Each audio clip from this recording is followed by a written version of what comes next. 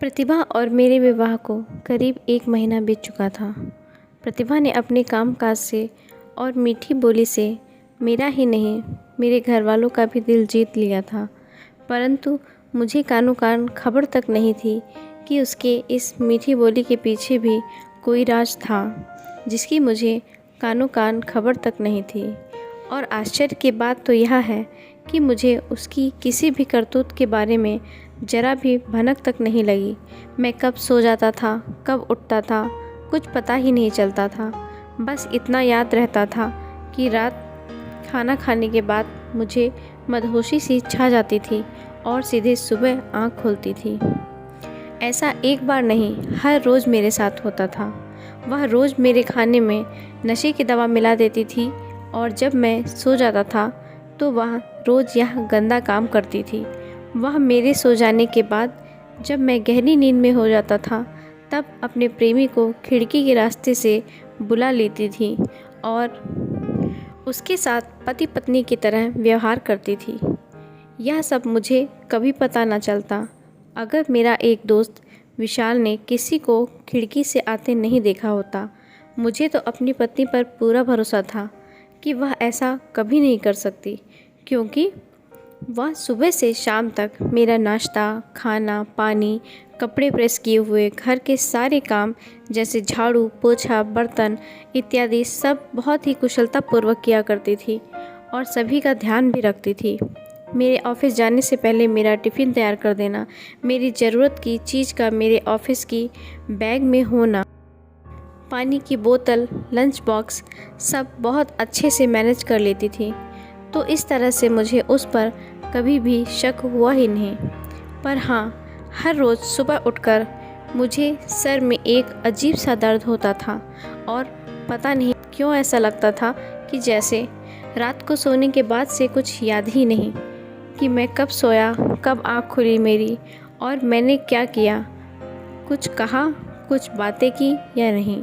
यह सब क्या हो रहा था कुछ समझ नहीं आता था। परंतु मैं इन सब चीज़ों को ऑफिस में ज़्यादा काम करने की वजह से थकान के रूप में समझता था कि शायद ऑफिशियली थकान होगी, पर ऐसा नहीं था।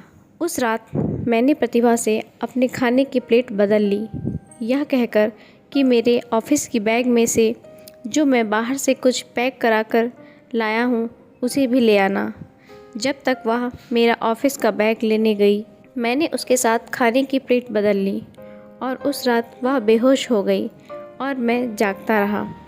मैंने देखा कि ठीक 11:30 बजे उसका प्रेमी खिड़की से मेरे ही बेडरूम में अंदर आ जाता है और उसे पूरी तरह रंगे हाथों पकड़ने के लिए मैंने फटाफट अपने कपड़े चेंज कर लिए थे और प्रतिभा के बेहोश होने के बाद उसे बेड की साइड में कंबल उड़ाकर छुपा दिया था और मैंने उसकी साड़ी पहन ली थी और अपने ऊपर साड़ी डालकर सोने का नाटक करने लगा था ताकि उसे लगे कि मैं प्रतिभा ही हूँ। वह सीधा आया और उसने धीरे से मेरी कमर में हाथ डालकर मेरा साड़ी का पल्लू खींच कर बोला, आज क्या हुआ डार्लिंग, आज तुम इतना चुपचाप क्यों लेटी हो, आओ ना प्यार करते हैं। कसम से उस दिन से मेरा प्रतिभा से भरोसा ही उठ गया था। मैंने उसे रंगे हाथों पकड़ लिया था। वह व्यक्ति मेरी ही गली में रहता था और उसका नाम रोहन था।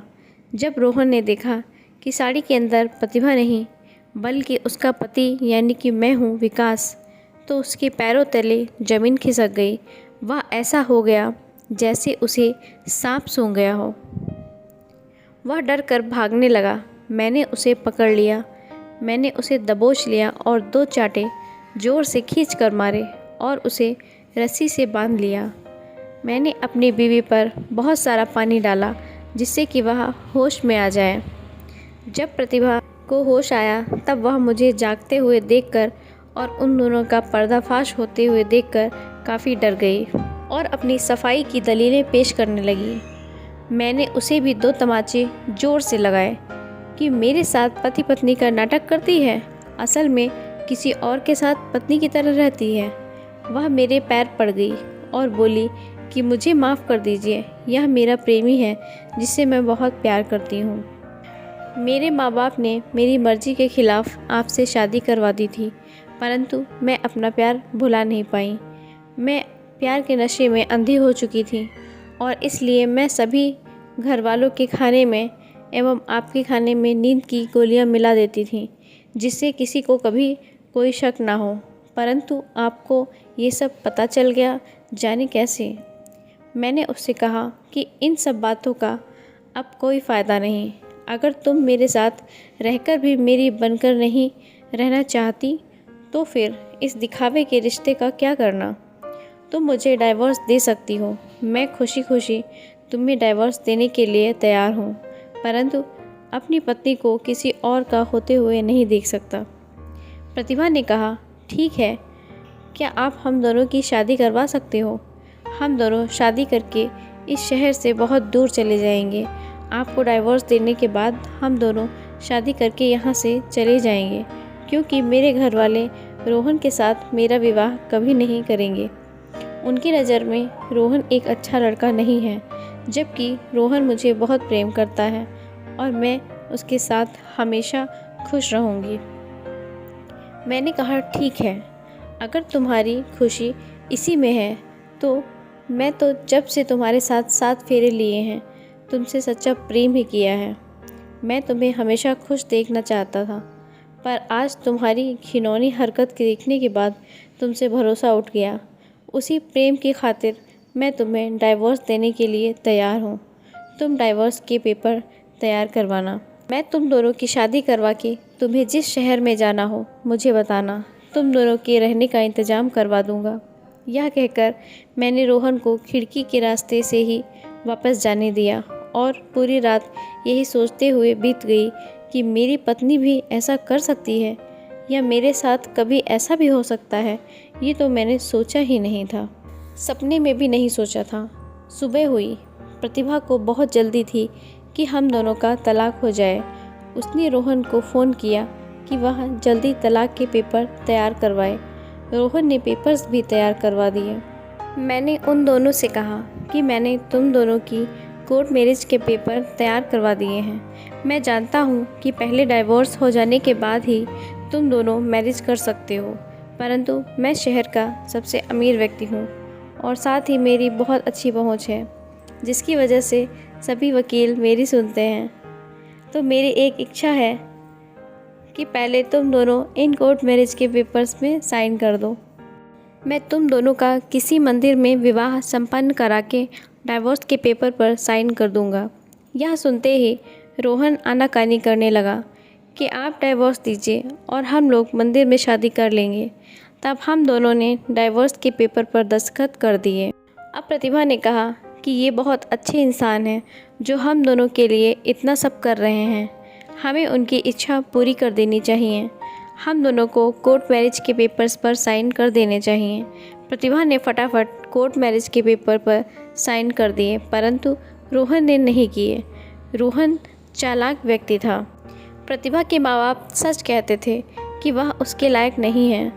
उसने कोर्ट मैरिज के पेपर्स पर दस्तखत नहीं किए और उसने प्रतिभा से कहा कि अब मुझे तो तुमसे विवाह करके क्या मिलेगा।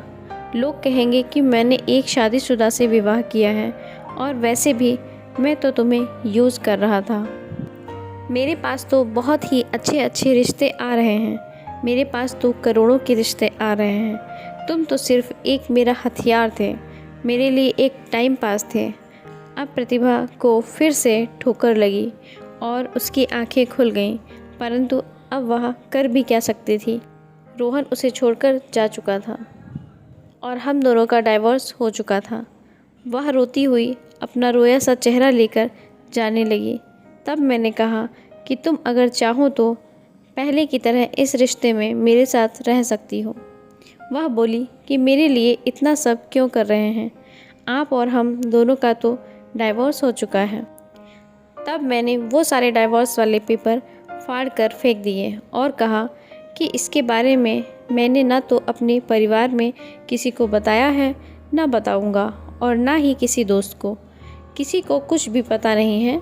यह पेपर मैंने एक ख़ास वकील से तैयार करवाए थे, जो कि कभी इधर का उधर नहीं करता, और मैं तुम्हें यहाँ मंदिर में घर वालों को यह बताकर आया था कि आज हम दोनों स्पेशल पूजा के लिए मंदिर जा रहे हैं। यह सुनकर प्रतिभा मेरे पैरों में गिर पड़ी कि जितना सोचा था आप उससे भी ज़्यादा महान व्यक्ति हैं, और फूट फूट कर रोने लगी।